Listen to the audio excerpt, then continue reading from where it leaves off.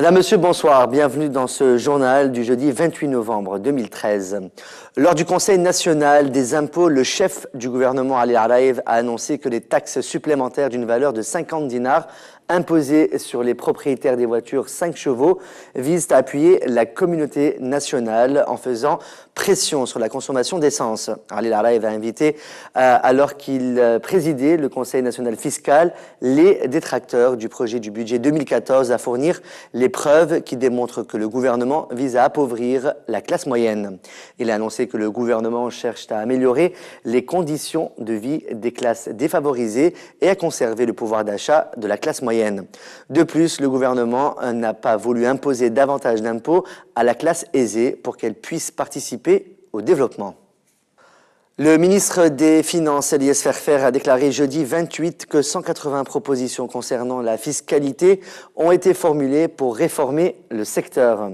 Lors d'une conférence de presse du Conseil national fiscal, le ministre des Finances, Eliès Ferfer, a indiqué que la fiscalité est la colonne vertébrale de l'économie nationale et qu'elle demeure l'outil principal pour renforcer l'investissement et pour un partage équitable de la richesse nationale.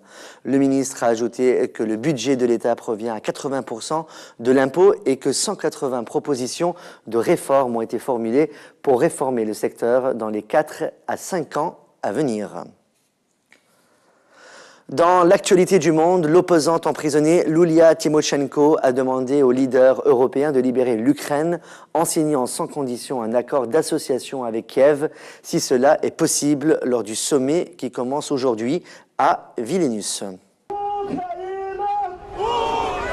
La place de l'indépendance ne désemplit pas à Kiev. Ses opposants pro-européens ne digèrent pas la décision de leurs dirigeants de tourner le dos à l'Union européenne. Ils étaient donc encore plusieurs milliers de manifestants déterminés à peser sur le sommet de Vilnius. Une partie d'entre eux campent désormais sur la place. Le président Yanukovych est au cœur des discussions. Avec sa présidence, on a compris qu'il est malhonnête et qu'il ne fait rien pour améliorer le pays et la vie de la population. Je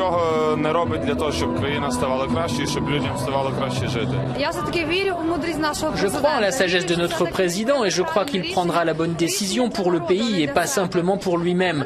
C'est ce que nous espérons, mais si cela n'arrive pas, nous prendrons des mesures. Les manifestations ne s'arrêteront pas. Les opposants pro-européens prévoient également d'organiser une chaîne humaine géante demain entre Kiev et la frontière avec la Pologne. La France va de nouveau entrer en guerre. Après le Mali, elle s'apprête à intervenir en Centrafrique avec 1 millier de soldats. Le projet de résolution à l'ONU visant l'envoi de casques bleus dans ce pays en proie au chaos est imminent. L'intervention de la France en République centrafricaine est imminente, le pays au bord du génocide, selon le ministre des Affaires étrangères Laurent Fabius, a sombré dans le chaos depuis le renversement le 24 mars dernier du régime de François Bozizé par Michel Djotodia, par le chef de la coalition rebelle Seleka, accusé de perpétrer des violences à caractère confessionnel.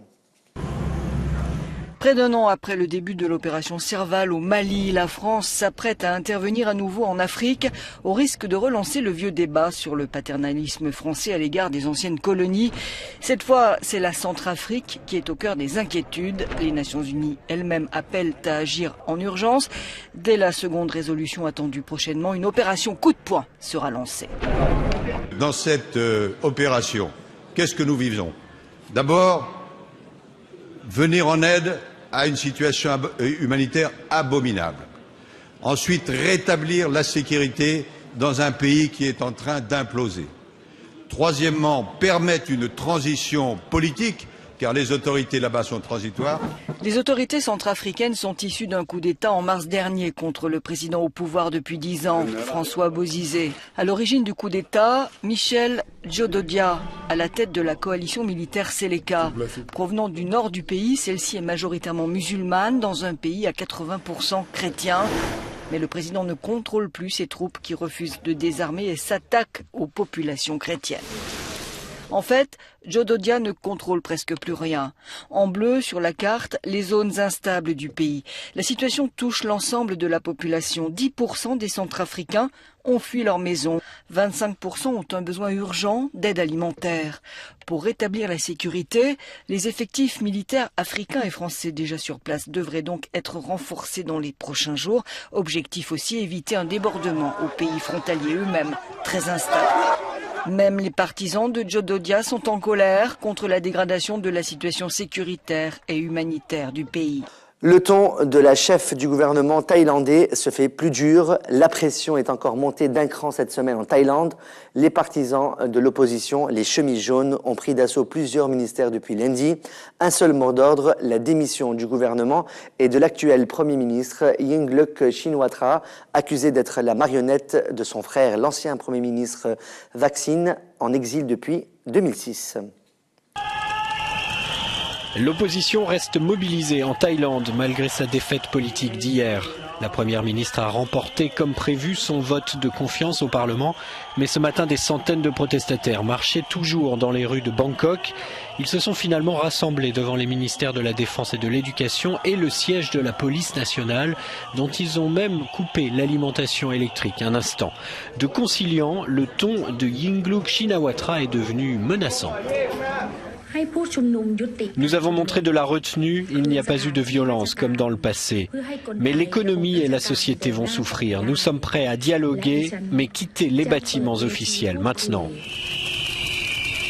Cela fait 4 jours que Bangkok vibre au son des milliers de sifflets des manifestants de l'opposition. Shinawatra a rendu notre pays incapable d'aider les gens qui n'ont rien. C'est comme ça depuis Thaksin, c'est lui qui a tout commencé.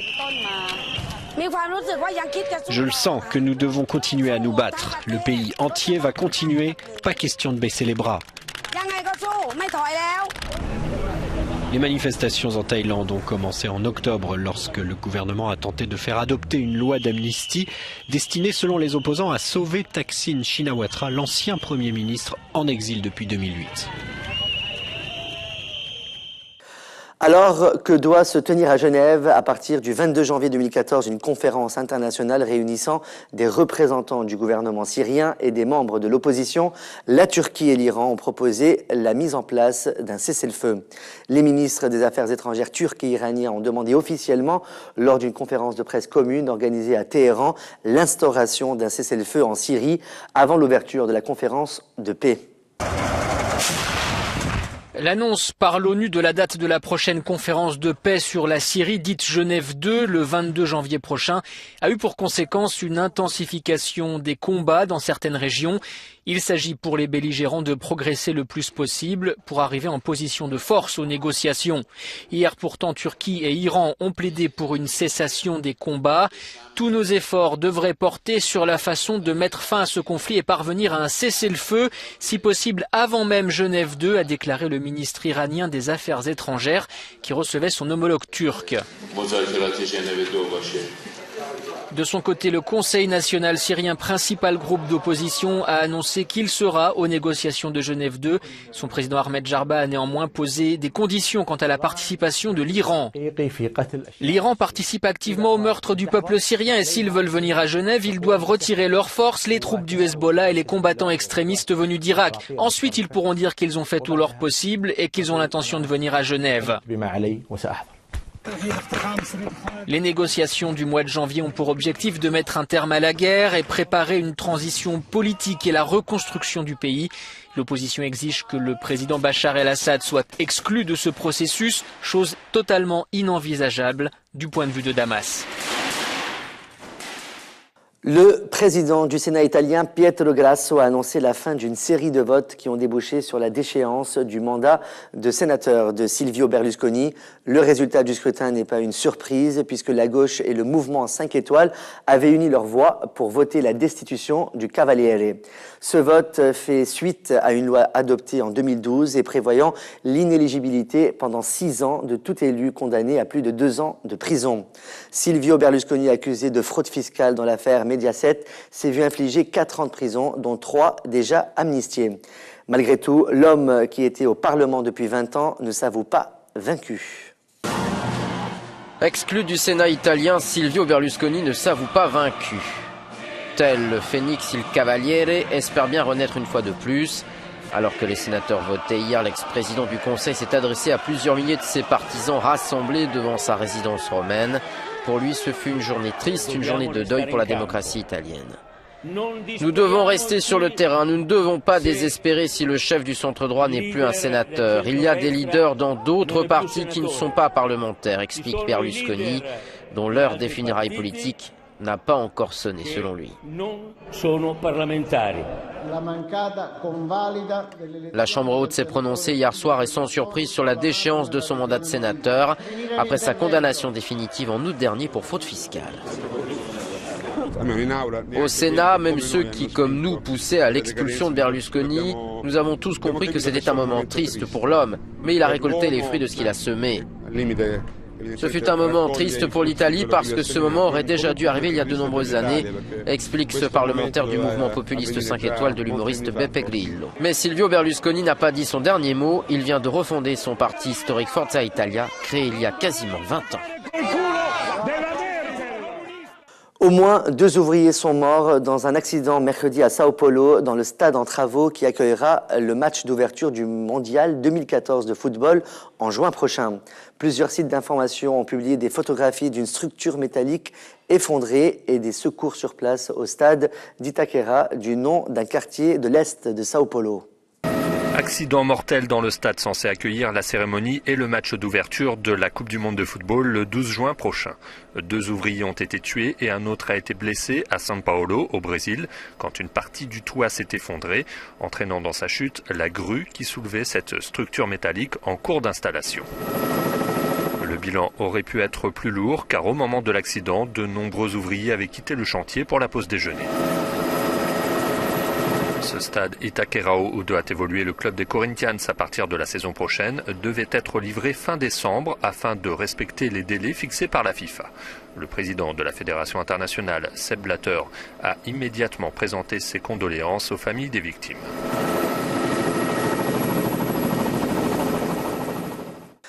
Et comme désormais, à chaque fin de journal, on vous propose un film à voir. Ça sera aujourd'hui Du sang et des larmes, pas encore sorti dans les salles. En voici la bande-annonce. Je suis le quartier maître Patton. Shane! Il connaît le texte? Tu peux le dire? Monsieur Patton, s'il vous plaît. J'ai fait 2 fois le tour du monde. Parler une fois à tout le monde. Rien n'est impossible. Aucun ciel n'est trop haut. Aucune mer n'est trop forte. Je suis un amant. Je suis un combattant. Je suis un Navy SEAL. Messieurs, l'opération Red Wings va être lancée. Un beau salopard. C'est un vieux chef taliban. Shah a tué 20 marines il y a une semaine. 20. L'équipe de reconnaissance sera constituée de 4 hommes. Jette un œil. Il y en a beaucoup plus qu'une dizaine. C'est une vraie armée.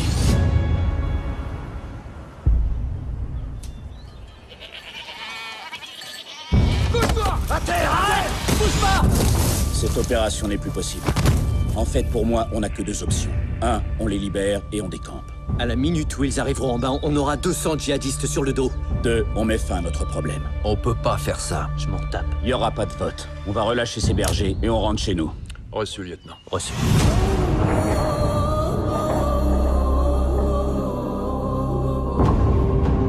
T'as vu ça? On est parti pour le grand feu d'artifice. Il y a comme une tempête en nous. Contact! À 12 heures! Une pulsion. Une volonté de se dépasser, d'aller au-delà de ce qu'on croit possible. On se bouge! Mourez pour votre pays, je vais vivre pour le mien.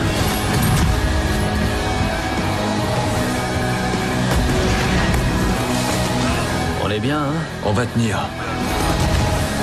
Jamais hors de combat.